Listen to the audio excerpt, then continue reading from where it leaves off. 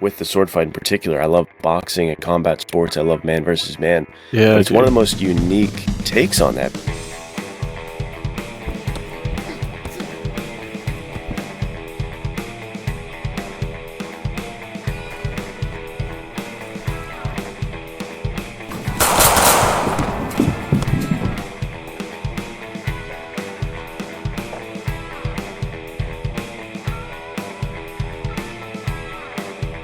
Welcome back to the Men's Adventure Fiction Podcast.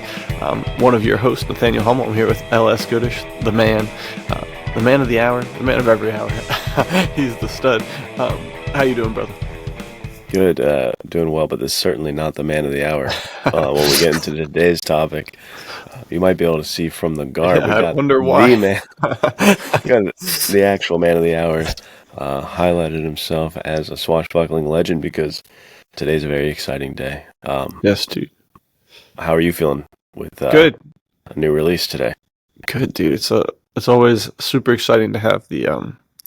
It's cool that our books are coming out on Tuesdays most of the time, and Wednesday we get to jump on and talk about it the next day. So lots of fun.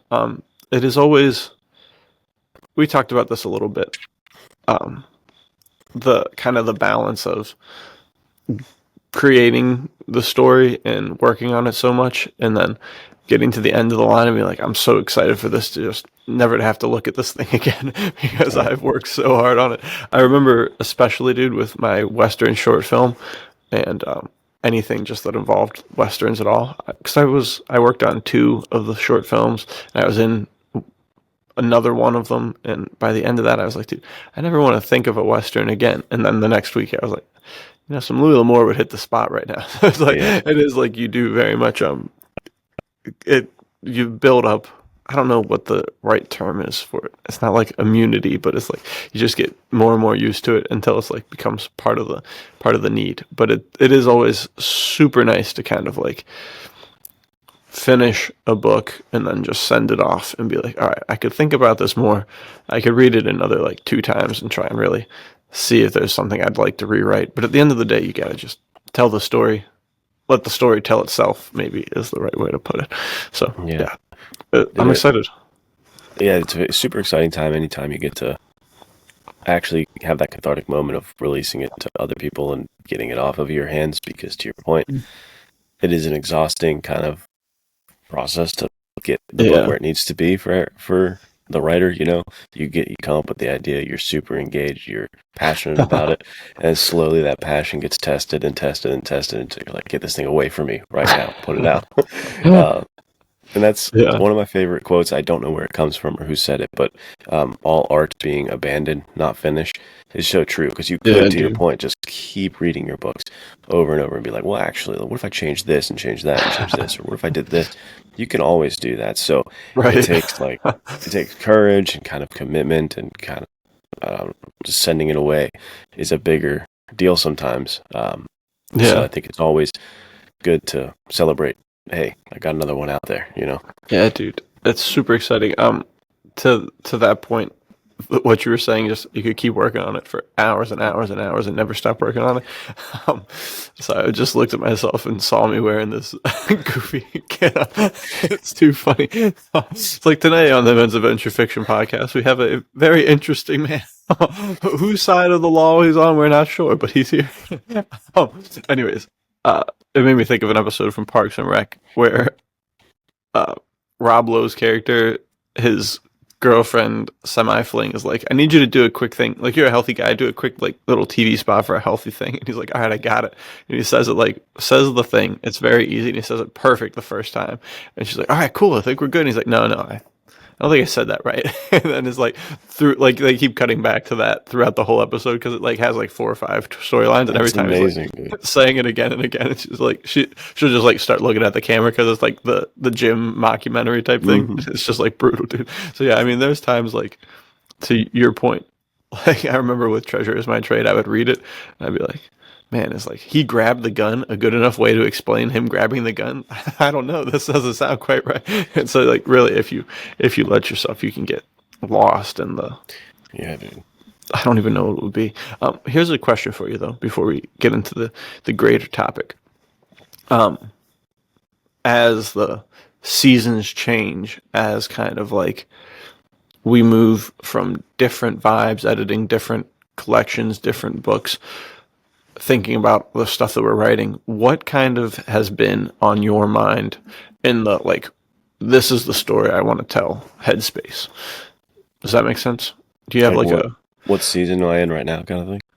Yeah, I guess like season, but or like like what vibes and aesthetics, like I guess like to give example, I mentioned this.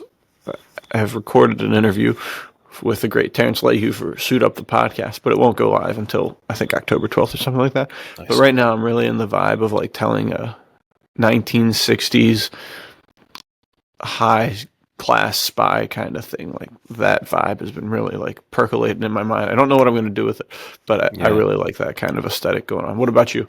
What's on your head?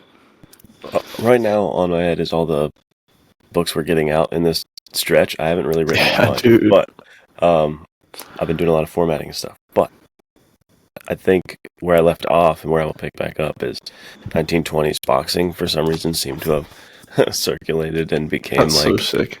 A bigger theme than I thought it would, because I knew Noah Redford was a boxer and I was writing the story before World War One, and so I knew that was kind of like I was going to be writing it adjacent, 1920s boxing. But then I started to get into writing the screenplay as well, which is also with the 1920s boxing kind of backdrop, and it's like I find myself just constantly writing this time period's boxing scene, and it's been a fun, interesting dive and a good kind of reprieve from the wildness of the real world, going back to 1920s Pittsburgh and seeing what that's like, or 1920s London and the boxing scene. Pretty cool. Yeah, that's super sick. You were telling me a little bit about that stuff. Like there were no rules. You could actually like box the same day, right? Like literally like the next day, the same day, 3 days a week. Bro, yeah, you'd have people like, they'd fight, and then he'd be like, I'm not really satisfied. I want to fight you again tomorrow. Like that kind of thing. It's like, that's nuts. That's hilarious. Sometimes, before with boxing, sometimes they didn't have rounds.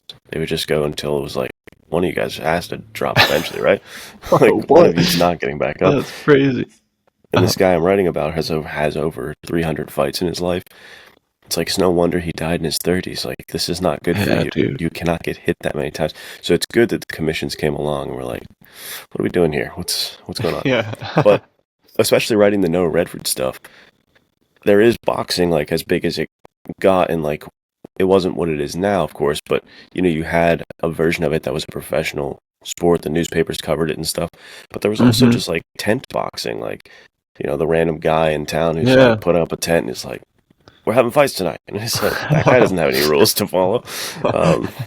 Yeah, dude, he's not even asking people to, or like he doesn't come with boxers. He's like, oh, you're a strapping young lad. Come over here. I'm selling tickets for your fight. And they're like, what fight? Like, oh, come on, you're gonna have a good time. Don't worry about it. Yeah, dude, that's crazy stuff. The old traveling box. It does call to mind like the Wandering Man episode we talked a little bit about with Pulp Fest, where I just love that idea, dude. Like, it's so cool that at a certain point in time there was like, oh, I want to be a wanderer, and I'm going to go travel around, and I don't really know what else to do except for punch people. So, but that's fine though, because every town I go to is like a new tent fight every night. Yeah. So I'm just going to make like my $20-$30, and then I'll be good for a week and a half, and then I'll start pummeling the next guy that gets some money or get pummeled. It's literally crazy, dude. It's super cool. I think you'd love, and I wish there was an audio version, because I know you listen while you drive, but I would love to give you this biography I'm reading about this guy, because it's like he's like living the life exactly you talk about all the time, where it's just this, he's taking a rail car over here to fight these guys, he's taking a rail car over here to fight these guys, he's just bouncing all around, dude. Fighting everybody, just living the life, enjoying himself, because it's not one of these I was forced to box situations. It was like a very much so I chose to do this situation. But now he's too handsome. No, I can't do this. Now he's too handsome. But he like very much so choose this. His family and his dad was like an architect, and he's like does not want him to box, and he physically had to like run away from home to be like, I want to do this. And again, that links to stuff that I've been talking about. It's been circling my mind. I love people who are self-motivated and like driven to be successful and win for no other reason than like I'm competitive and I like to win. And Yeah. there's I'm the nothing guy. wrong with that. I'm just the guy. I think that's awesome. Yeah, for real. That's super cool. Nothing like at the ripe old age of 15 be like, all right, I'm out of here. You don't want me to box? I'm going to go box. And then just doing it, dude. Super cool stuff. Very excited for you said screenplay ideas stuff, and then Noah Redford. Yeah, dude, that's sick. Do you have, last question on this, but is it challenging for you to switch between novel writing and screenplays? Or are they pretty similar? They're definitely really different, but I think since I wrote screenplays first and for so long, it's kind of like riding a bike in that situation where you just get on it and it's easier to do that. And I find them easier than prose and like writing books because they always talk about how like the more white space you have in your screenplay, the better. Like we don't want this long description. I hate description, dude. Writing novels was so hard to try to like figure out what do I even say. I just want to tell you the bare minimum, and that's what I get to do in a screenplay for the most part. Is like just very terse, simple lines is so much easier for me, and that's why my books are as short as they are. But even that is a stretch for me to not want to just be like, the room was cold. You know what I mean? You don't need to know anything else about the room. You don't need to know anything about it. I don't care how big it was, how small it is. It was cold, okay? Yeah, dude. But go ahead. Sorry. I was just going to say, I have not gotten to get back into writing in a little bit, but I do. They offer different challenges and different rewards, but I enjoy both of them so much, and it's fun to just switch up what you write. I mean, writing poetry sometimes is fun. You know what I mean? I just like the art of writing in any different. Yeah, dude, that's super cool. I think since I started writing novels and short stories, my dialogue and screenplay has really gotten better. I was always like solid, but I think it was just building out kind of like the snappy dialogue that Nate Colt always has with whoever he's around. That really was able to kind of like push into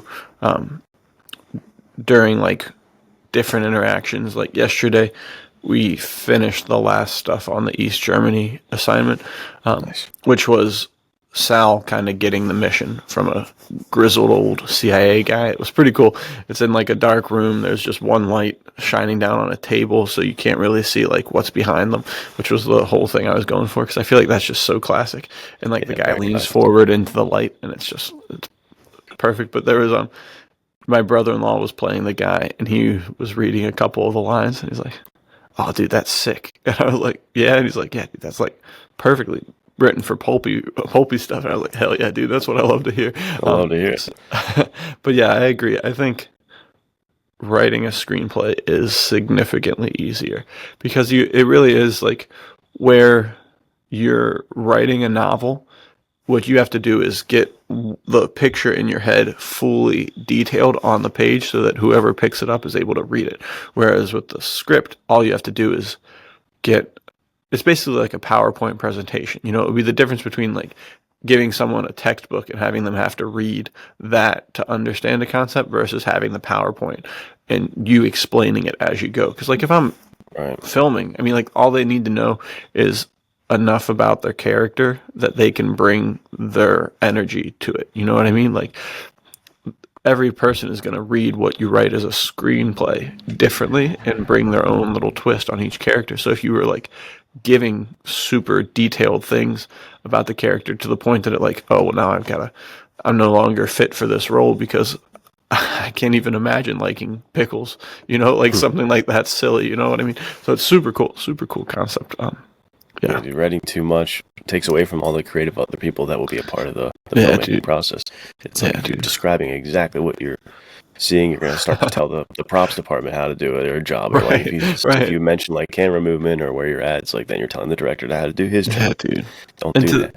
You also, to that point, like make everything more like yourself, you know, and that's one of the really cool parts about a film is that it is super collaborative. Like there's even on the small stuff that we've done, I've had like upwards of 10, 15 people on set at one time for a 5-minute short film, a 7-minute short film. You guys had like what, like almost 30 people for that scene in Hell at My Heels. Like and each person does, to your point, kind of change and manipulate it in some manner that brings a piece of them onto it. So it's like whatever was written is an interpretation, but now this new interpretation comes, and then editors talk about how like that interpretation changes it. The film is never really done until people see it. It's like it's always changing. Yeah, dude, it's crazy. I think that's a conversation for another day, dude. Because what you can do in an edit, I remember in school they were like, yeah, every artist has to agree that they will not use the power that they have to manipulate other people. And I was like, nobody agrees to that. Like the literal everything in the media is about manipulating. Like not like just the media, but like every movie has a slant to it. Everything has a slant to it. Everybody's using the power to do whatever the hell they want. Like, bro, this is the most naive thing I've ever heard. You're trying to make all these college students feel like they can be at ease going into like a field that's filled with people twisting stuff. And I was like, is this like, do we have to sign this before we buy a camera? It's like, I will not manipulate people by what I make. Like, no chance. It was super funny. I was like 18 or something at the time. I was like, this just seems like it's not true at all. Like, I don't know who thinks that, but it was in like the film textbook I had. I was like, bro, that's super funny. Yeah, definitely not true. Right. No one followed that. I mean, literally even Taylor Sheridan doesn't follow that. Like no single person that I could ever think of from any side. Rocky's emotionally manipulating you to be like inspired. Everything is doing something. Oh, super funny stuff. Your book, the book we should begin talking about, also manipulates you into thinking, I got to become the world's biggest stud right now. And that, I think it begins with the character, and that's where I want to start this conversation. Giacomo Ferrentino, maybe the coolest guy of all time, and I want to know for you, like where did that come from? Like writing him, how did you originally get the idea for him as like a character, and kind of tell me about building out his world, his time period, his process of getting him to where he is in these books. Yeah, dude. Thank you very much. I appreciate you thinking he's so cool.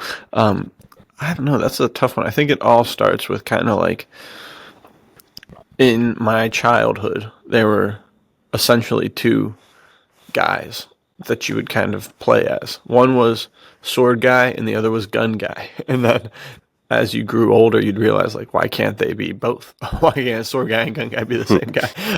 But I think it starts with, like, at an early age, I saw Star Wars, and Star Wars is super sick because of the sword fights. Like, it's basically what I feel like the everything was really going sword, and then it kind of got into noir and crime, and the swords sort of fell to the side, and then everything got more kind of focused on not as much swords. And I don't know, this would be like a super interesting thing to like dissect with sword and sorcery and pulp and noir and crime and hard-boiled and all this stuff coming together and high adventure and how it all like overlaps. But then I guess Star Wars comes out and that kind of like re-highlights sword fighting, and it brings back some of the stuff that, I mean, I remember as a kid we had the Star Wars box set, and I always was like just fiending for more Star Wars, so I would be like avidly watching the bonus features, the behind the scenes, and it's like just like George Lucas would be like, I made a movie, and everybody talking about stuff, and they would always show clips from the Robin Hood movie in there. And they're like, this is like what sword fights are like. And so I remember watching, I mean, Errol Flynn, one of the kings of the swashbuckling. Yeah, we'll definitely get to talking about him soon. Yeah, dude, it was fantastic. And I remember seeing Guy Gisborne and Robin Hood sword fighting up the stairs, and just like crazy clanging of the swords and quick movement, and they look like they're having the best time, but it's in character that they're having the best time, which I think is just so cool. And I mean, truly, there is nothing more fun than just grabbing a sword and swinging it around. Like, we shot a little bit of a promo for in the Heart of Alexandria, and it was me and my brother, and he was playing Giac, and he's just like jumping at me, swinging swords, and Ivan was filming it, and he's like, "All right, that was cool, but you guys both had these goofy ass grins on your face. We're gonna have to reshoot the whole thing." And we're just like, "But it's so you can't not smile when you're swinging a sword at somebody." So I think it all just comes from kind of that. Is like, dude, Sword Guy was a cool character to play when I was running around with the boys as a kid. It's like there's nothing quite like. As soon as you pick up a sword, you get like transported to several different times in history, you know, and it's like, oh, am I a knight now? Oh, am I like a medieval mercenary guy? Am I a Robin Hood kind of archetype? Or am I in like, I always think of the streets of Egypt and Indiana Jones and the Raiders of the Lost Ark when they're walking through and there's all the people in the like carts and he's eating the dates and it's just classic. Like that's immediately where I'm transported to, like kind of Aladdin sort of thing, like the movie where he's climbing on the city skyscrapers and stuff and running around. It's just like, dude, yeah. There's definitely the Middle East sword fighter really is like super interesting to me because it's like all the blending of cultures and then just such mysterious ancient areas that have like such rich history and such rich potential for treasure, for kind of like, I don't know if spooky stuff's the right word, but like, I don't know, otherworldly stuff. I mean, they were so spiritual and so kind of like different religions there that had so many different iconography to them that lent themselves to storytelling. Eventually, you got things like The Mummy now capitalizing on that as well. Yes. Definitely ripe environment for that kind of storytelling, for adventure.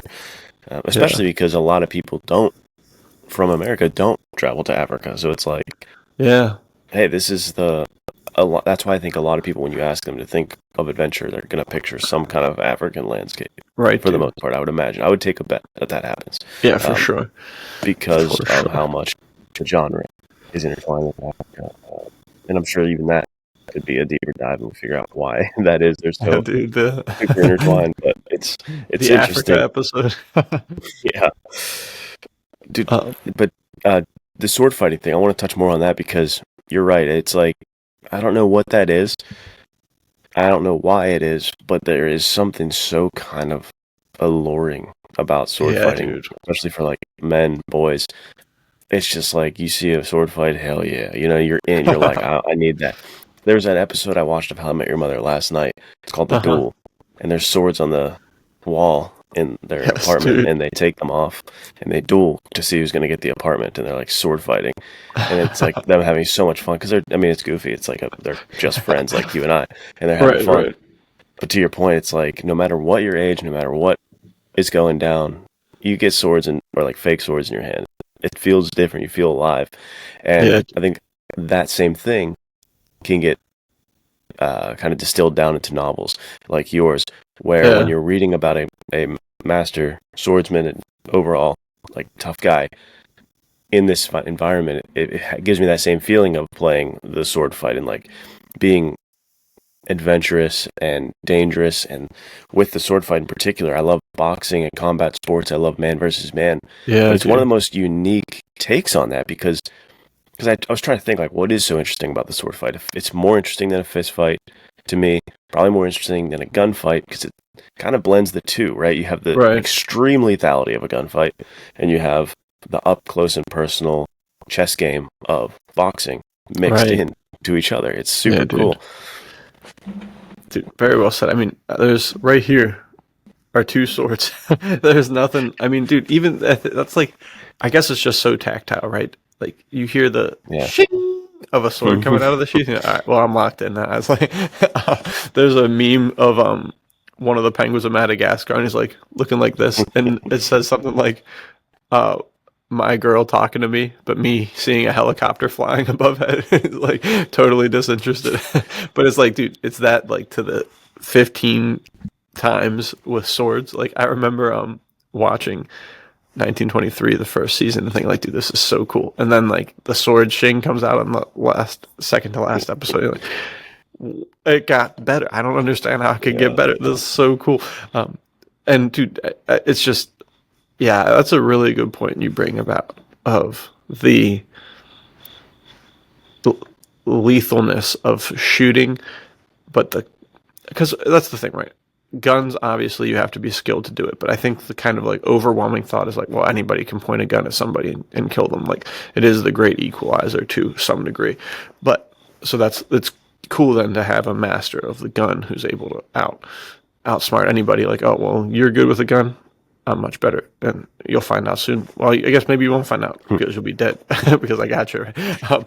But to have the handle on the swords, so you have the same, like you said, the same. It is literally strength against strength, right? Like in boxing, at the end of the day, weight classes exist for a reason. So, like, bro, if I'm going up against a guy who's 30 pounds more than me, it's really just, I mean, and that's why you love it when the characters got the underdog thing and he's able to take down the guy who's 30 pounds heavier than him and just slug it out. And even in Giac, there's a scene where Giac's facing a guy who's like 30, 40 pounds bigger than him, and he stands him still with a punch. And it's like, dude, that'd be so cool to do. I mean, imagine like picking the biggest guy you know right now and thinking about him coming after you, and just like one punch, you like step him back and make him think like, oh, I actually might have a fight on my hands. Like, that's got to be one of the best feelings of all time, even if it's swiftly before you get pummeled. Just to know that like one of your punches landed and actually like was felt has got to be so cool. But then you take that to the sword and it's like, dude, this is crazy. Like, not only is it an extension of your body, you know, like, is it part of your arm? If it's not, then you're probably going to lose the sword fight. But if it's so, like, it's just crazy to think of like everything firing on the same cylinders and working together. And now this piece of metal is an extension of the reach that your fist has by another 36 inches. And you got to duke it out with this guy, and they have the same capabilities. It's just too cool. It's so much fun to watch when done well. I mean, we've talked about it all the time. Bad fight scenes can kill. Like, if you're getting all these jump cuts and you're not even seeing where the sword lands and it's just a flurry of shiny metal, then yeah, you're not going to be involved. But if you're able to see, I mean, Zorro, the Mark of Zorro with Tyrone Power, one of the coolest fight scenes of all time. The 15-20 minutes of Star Wars Episode 3 where they're just sword fighting the whole time. Robin Hood sword fighting every single fight in Secondhand Lions, dude. It's what you love. You're just sucked in immediately, and there's nothing cooler. It's so sick. Yeah, and it's rare. I mean, it's increasingly rare to see sword fights, dude. For sure. That's where even now, like, the power increases. Especially if you see a sword in a modern thing these days, like if it's a John Wick. I'm sure John Wick's had sword fights. I'm sure he's had sword fights. Definitely. But, like, what's that? Did he? Yeah, and the third. Well, so that's the thing too. It's like you could even dive into the different styles of sword fighting, because the end of John Wick 3, when they're in the glass area and they've got like he and the two absolute legends of martial arts. I don't know either of their names, but they're like old martial arts stuntmen from way back, and they have that crazy sword fight. And at the end, he and the I can't remember his name. It's Mark something. Dacascos is the one bad guy in that movie. Yeah. He's a sick martial artist.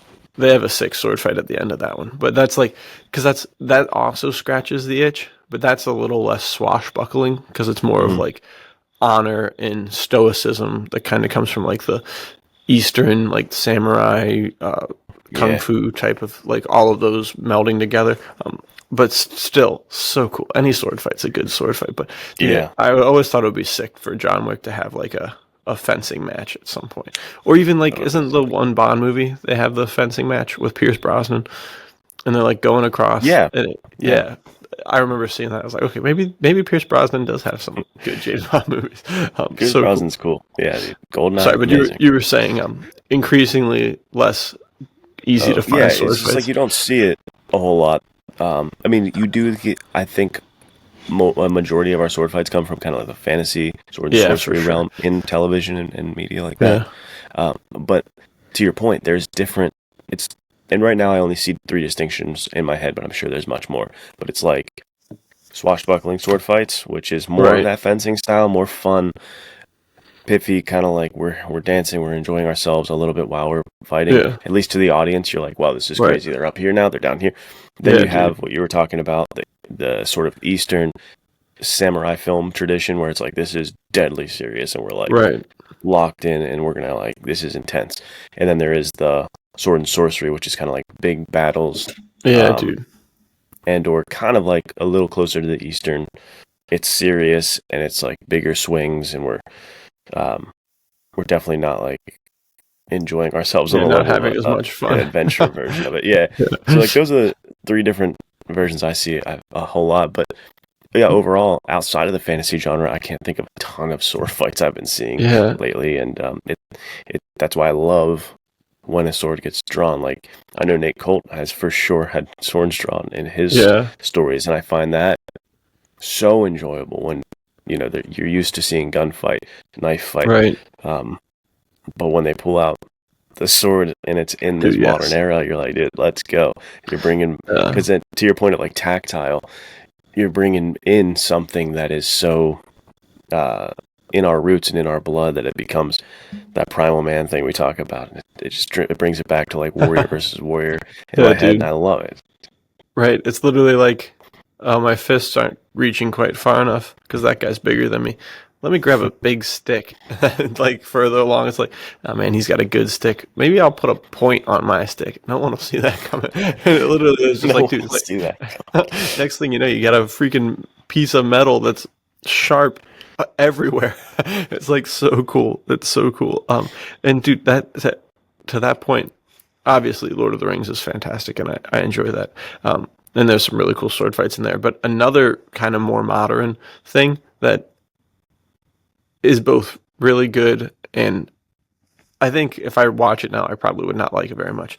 But I saw it at the quintessential time for it to be fantastic, and that was the Logan Lerman Three Musketeers, dude. Absolutely fantastic. It has like a I need to see it still.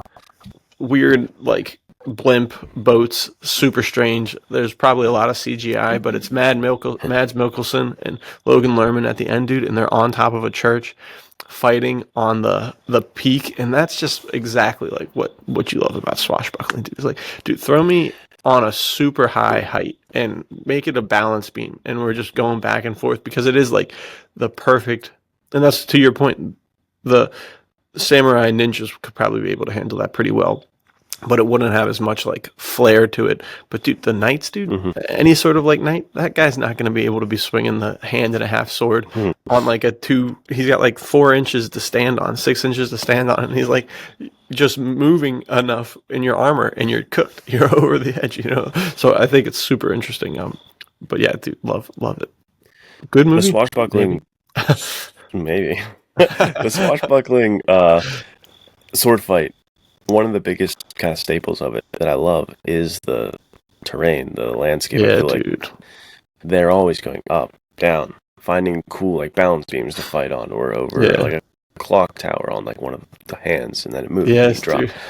It's something so sick Truly every time. iconic. Which brings me to your book. There is some absolutely incredible terrain, and I don't want to like. I'll let you choose which fight Yeah. scene you want to talk about, but like, can you speak to writing about that swashbuckling, the terrain being a part of Yeah, it, for and sure. the landscape being a part of it? Yeah, definitely when you're writing this, my first thought is like, okay, well, there's going to probably be the concept of the story is the French Foreign Legion is on a secret mission far off the beaten path in Afghanistan, which usually doesn't happen. The French Foreign Legion is mostly in North Africa. But then as like time went on and history continued, they did end up going. I mean, they fought in the Vietnam War. They fought in like Iraqi freedom and stuff like that, I think. But they didn't really get that far over. But I was like, dude, this would be so cool because another big influence is El Borak, fantastic stories by Robert E. Howard, the maker of Conan, and a bunch of other guys. So I was like, well, I got to get him out of Africa, and I want to take him somewhere cool. So they're out there sieging the city, and then their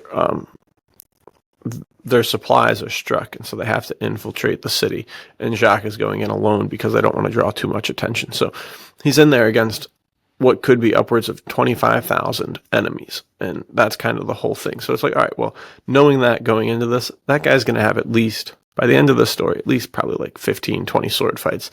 And I can't give the readers the same sword fight every time, you know? And I think that that's where it comes into this swashbuckling stuff. So there's like a scene where he's fighting a guy as he's climbing up a ladder. There's two guys on a ladder and they're fighting. And it's like, it's just the sort of stuff that I wanted to bring sword fights that people maybe have never seen before, never heard of. And I wanted to bring the energy. There's like a really cool one where they're on different levels of a building, kind of as it's like breaking into pieces in some ways.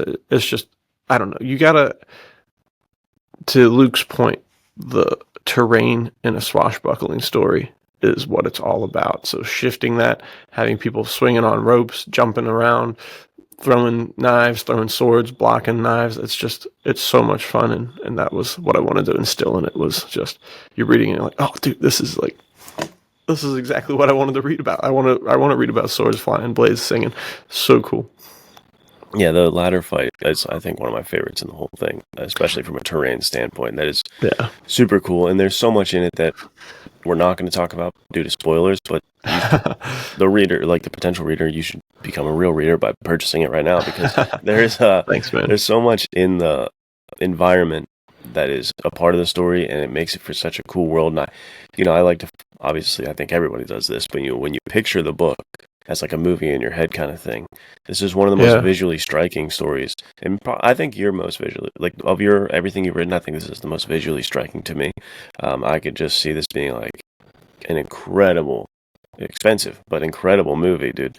Thanks, man. This is like one of the most, it's just like one of the coolest environments. I hope that comes across. I don't know how to like get what I'm feeling to you guys, but like, you think, for me, like The Mummy and Indiana Jones, like there's certain sets where you look at it and you're like, yes, like this feels comforting. This feels exactly like when I was a kid playing adventure. Like this is adventure incarnate. I'm living inside of it. And that's what this book feels like. It's like you give us this environment, this world, and this scenario where we are encapsulated, quite literally, by adventure and danger, and there is nowhere to go but adventure and danger and fun. It is peak stuff. Thanks, man. I really appreciate that. Yeah, that's he's in an ancient walled off city, and he's got to just fight his way out, and that's how it goes. There are certainly, which I'm excited for this to get out to people and see the reception and see people who really like sword sorcery, kind of how it like lines out, and because there are sword and sorcery elements for sure. And that's what Luke and I have had some long conversations about it, kind of with like, what is the balance between like The Mummy, Uncharted, Indiana Jones. All of those are very real, serious stories, but they have some, like, I don't know if supernatural is the right word, but some like mysticism, some like crazy things that happen. And that's super engaging. And I think if handled poorly, you get kind of something that's a little like campy, a little goofy, a little like pulls you out of it. But if handled well, I mean, all of those movies, none of those movies are told in like, even including Uncharted, the video game series, like none of them are told in a way that's like, oh, this is like, you don't finish that and you're like, oh, that was for little kids, like that's stupid. I don't believe in Yetis, or I don't believe in The Mummy. Like, oh no, you're like pulled in, and it makes the world richer for that. So there's some stuff that happens in this that I remember feeling when I was first writing it. I was like, oh man, what am I writing? And then as I thought about it more, I was like, no, dude, this is like honoring a legacy that has come before, and I think it works really well. So I'm excited to hear what people have to say about it. Yeah, that is another topic that we could definitely dive into longer, and sounds like something ripe for the Discord. Yeah, dude, for sure. Get into chats. It's like there is a difficult kind of balance as a writer to incorporate things from the more outlandish, quote unquote, genres, more like supernatural or fantastical or horrific worlds. Yeah, trying to like take pieces of such a different world and try to put them into almost a polar opposite is a little too strong, but essentially like a polar opposite Yeah. environment. And I think of, in particular, in my head, like a target audience member, my dad, let's say, and it's the Predator, and you're writing the Predator, and it's like Yeah, this dude. military 80s action Arnold Schwarzenegger movie. Prime Right. demographic, someone like my dad, just like a guy from the 80s, like, hey, hell yeah, give me a guy with the muscle, like, and then adding Yeah. an alien to that could very Yeah, easily dude. make him go, dude, I'm not watching this, there are aliens in that? Yeah, Yeah, that's face. stupid. But they do it in such a way, my dad loves that movie, Yeah. they do it in such a way that it becomes so serious, so grounded, to your point, like The Mummy. You don't walk away going, that was really lame, and why are there aliens in it? You're like, that felt real. That was cool. That was like the apex predator coming to fight dude. predators, dude. That's nuts. I like that. And Yeah. that's a hard thing to do, I think. You don't Yeah. see it. To your point too, it's like, I think that's why the Captain America movies did so well, in my opinion, and why like Marvel has kind of lost its touch on reality, is because those movies grounded everything else that happened. Because it was like, at the end of the day, this is just a guy who has to figure out a way to save the day. Like he's got higher levels of stamina and strength and healing abilities and all that, but he is a dude. You know what I mean? And all of the things that he faces are more grounded in reality, but they are crazy things. I mean, Red Skull, literally, his face comes off and he's got just a skull, but it's whatever the balance is between taking something that's pulp, which is the grandfather of superheroes, and keeping it from going into that place where it's like, oh, well, now so and so is just invincible because they've got a superpower, essentially. It's like whatever you have to figure out to get the balance between, like, oh, this is no longer believable because now we're just basically like, this is just Superman. You know what I mean? So it's super interesting to find the balance of, like, in Last Crusade, right? They take a sip from the Holy Grail and all your ailments are healed. Like, that is the ultimate ultimate power up.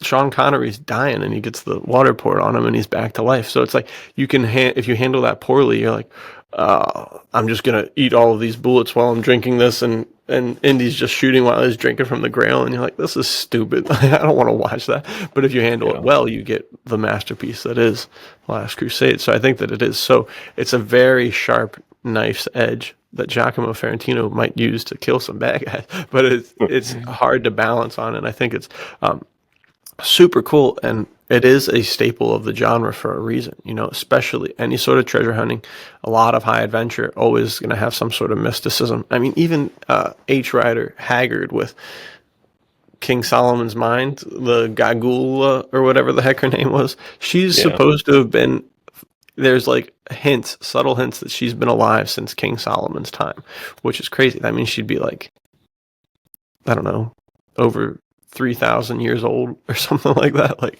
very old lady, super creepy lady. Worst part of the book for sure. I remember the Great Illustrated Classics had like some of the weirdest art you've ever seen for her in my life. I would read it and be like, oh, but yeah. I gotta find that Illustrated Classic. I want to see those images. That's hilarious. Dude, you gotta ruin your son's life with that. Just read that to him. Yeah.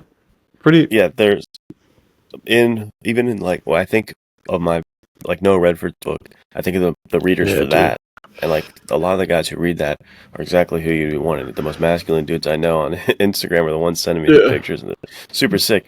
But there's still like an absolute anaconda that would not exist in real life. In that there's like a cursed shield. There's stuff that is like, what are we doing here? But then you read something like the safety deposit, and it's like, well, that was 100% just in this world. So I like how you and I are trying to approach this, where it's like, don't go all. It's not going to be like we're going all in now. We have to list ourselves as fantasy, but it's very fun to pull these elements in and use them as needed for stories that enhance the story and kind of make it, use when it's, because in this one, the sequel, spoiler, no spoiler, there's going to be clearly no supernatural elements in this story. Of him boxing in the 1920s and meeting his wife in London. Like, it's a crime story. It's a gangster story.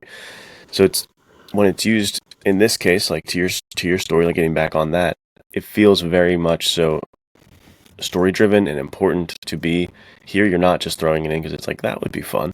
Let's throw, how crazy would this be? It's like very much so in service of what you're trying to do story-wise. And I think when people read this, they're going to notice that not only with this story, but it's going to open up a larger universe of what you've got going on.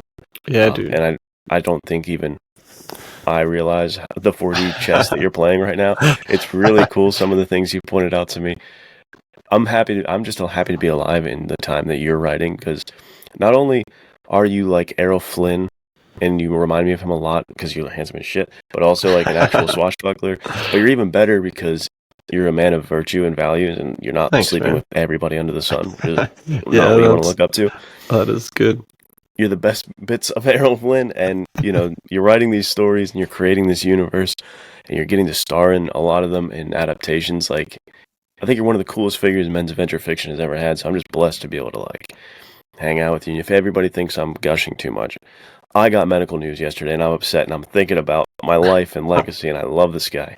And I want to tell you that. I really appreciate you and what you're doing. I appreciate that, too. After what you just said, I mean, I've been thinking about it, too. It's like what you have brought to the table has been truly fantastic. And I think that just like getting to know you and having the opportunity for God to bring us together has been super cool. And it's so exciting, the stuff that we've done in such a short time, dude.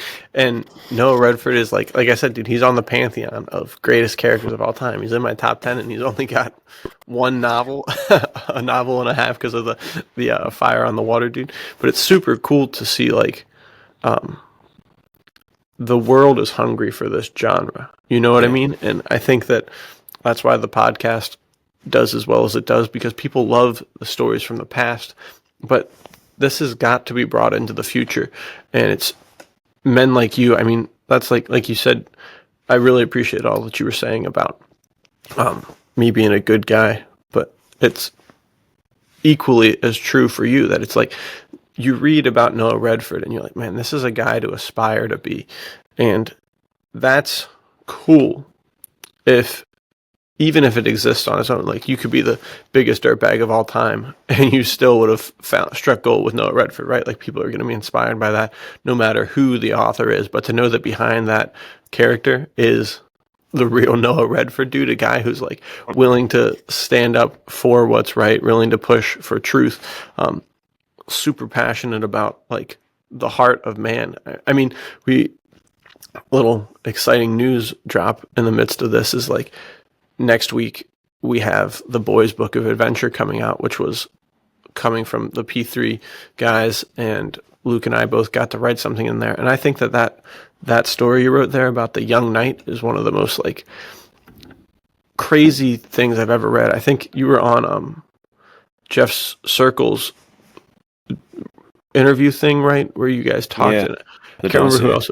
Yeah, and you said something where you were talking about that there's like a battle for the heart of young men today. You know what I mean? And so to know that you are like your goal, I think it was Zach Graffman on the podcast episode was talking about like, you want stories for young men that are written by guys who love young men. The world hates young men these days. And so for you to be there on the other side of the screen, on the other side of the page, writing to be like, dude, this is what I wish I had when I was a young man. And this is what I feel like can help them come up and know that you're like in that legacy of Louis L'Amour, where like if you give somebody a L.S. Goodish book, dude, they don't need a dad anymore. They're good to go. You know what I mean? So I right back at you, dude. You're the man, and I'm blessed to know you. Kind. I appreciate it. I was not wanting you to compliment me. I'm only allowed to compliment you, but thank you.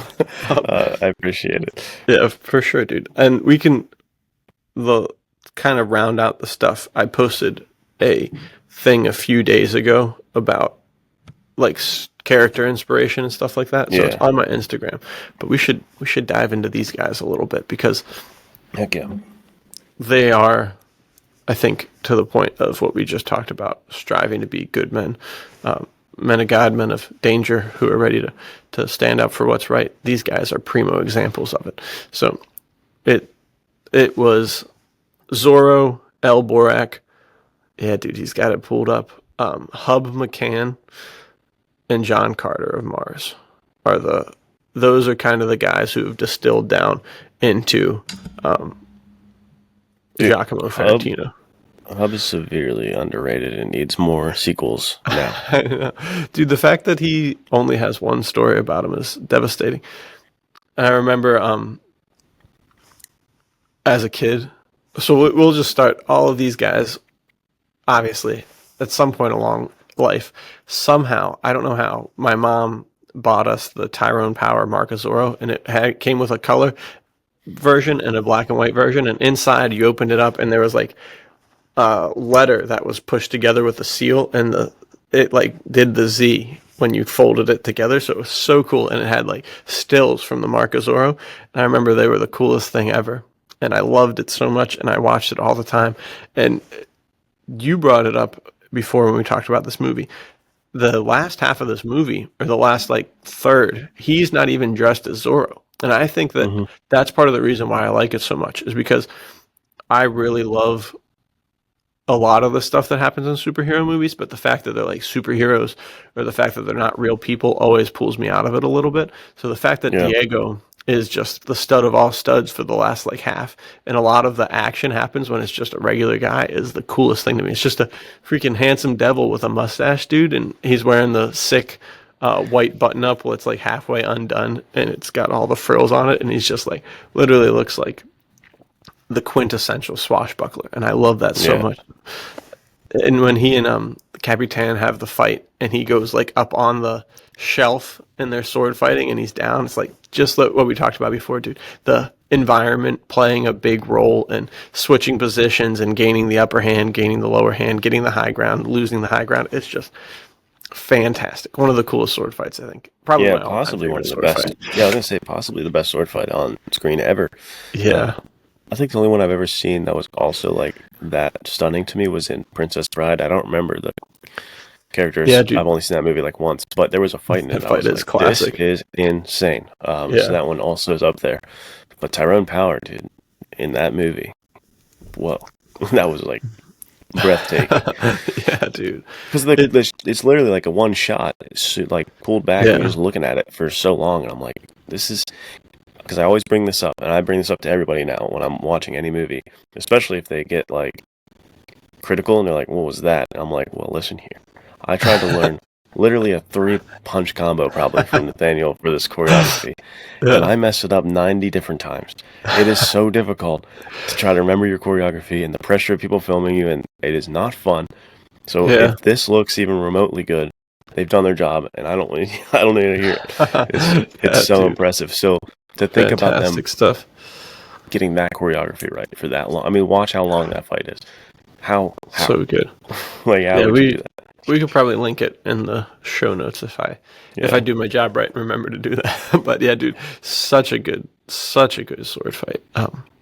Yeah, fantastic. So we can digress from the Marca Zorro 1940, but it's certainly in my top 10 favorite movies of all time because it's amazing. Then next would be our boy El Borak. So El Borak, look at this picture of El Borak and tell me how sick this guy is. Too sick. That's a great picture.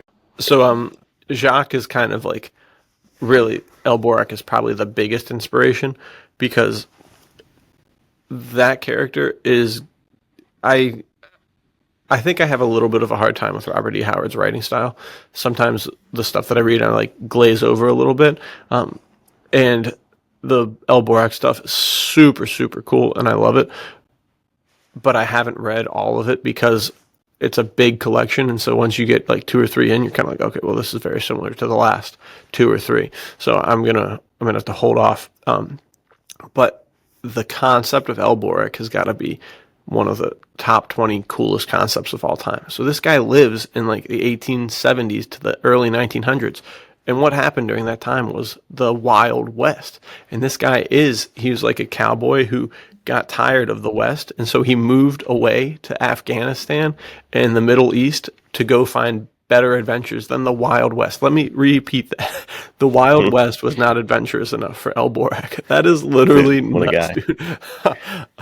And it's one of those classic stories. We talked about this on the first podcast episode ever with Spencer Dutton. It's very similar, because I said El Borak is like reminds me of that a little bit. But dude, Yeah. there's nothing that gets you more fired up to be an American man than when an American goes into any other place and is able to hold his own and possibly be the best, dude. It's so sick. El Borak literally means the swift. So he got there, and these people, Middle Eastern guys, were like, bro, this guy's too fast.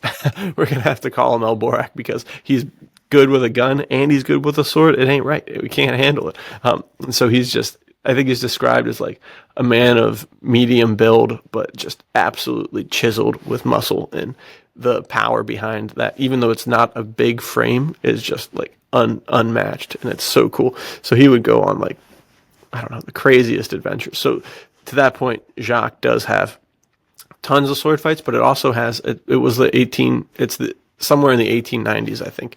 I haven't pinned it down, and I don't want to pin it down, but somewhere in that time frame. So there are guns. There's a bunch of gun shooting in this as well, but the primary goal was to highlight the swords. But there's some shooting, and there's even some gun play and sword play at the same time, even maybe using guns to like fend off attacks. So it's pretty fun. But that was very heavily inspired by Robert E. Howard and El Borak. So I think it was a natural continuation to slip into a little bit of sword and sorcery. Gotta honor the greats, and Robert E. Howard has to be one of the great. I mean, the dude died at like 35, and he wrote libraries alone. If nothing else, even if you hate his work, that is fantastic. He's shaped our world so much, and he died at an incredibly young age. I don't understand how it's possible. I know, the amount of stuff he wrote in such little time is mind bending, dude. It doesn't make any sense. Dude. But absolutely, fans of El Borak and Robert E. Howard will be super proud and happy to read your book, I guarantee. Thanks, And you go from that guy to this guy, dude. Yeah, they look dude. so similar, bro. This is like the film version we got, the closest to a film version we got. Also, you may notice that 3 out of the 4 of these guys so far are mustache dudes. So maybe there's a correlation between mustaches and swashbuckling. but who could say? Who could say for sure? Yeah, dude, Hub McCann is one of the coolest characters of all time. I remember very young, my parents being like, "Yeah, let's watch Secondhand Lions. You'll like it." And it starts with, this is the dichotomy of boys movies and men movies for men and stuff like that, and how they kind of like overlap and stuff. I remember seeing this first part, and it starts with a little guy getting shipped off to his great lost uncles, like who knows how they're really related, and his mom is going off to have like a summer fling, and so she just drops her son off there. And I'm like seeing this as like a 10 to 12-year-old kid. I'm like, boring. Not interested at all. Ew, get it out of my face. It's like, Mom, Dad, do you guys even know me at all? Like, this is hugely disappointing. And then like 10 minutes in, 15 minutes in, he climbs up to their attic where he's staying, and he opens up like a box, and it's got this picture of this fantastically beautiful woman. And he's like, whoa. And then Michael Caine's character, I think his name's Garth, he's like, I got some stories to tell you. And he's not doing a British accent, although he still sounds British somehow. It's crazy. I don't know. Can't un-British.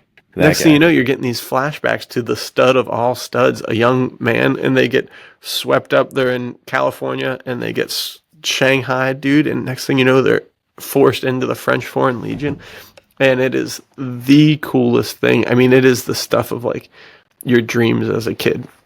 You at the end of watching that movie, you're like, I guess I gotta go get drunk in a bar and accidentally get Shanghai. Like this, I wasn't expecting my life to go that way, but that's my new plan for life career. It's like, I'm gonna go get drunk once, and then everything will also happen to me. It'll be super cool. How it works, I guess.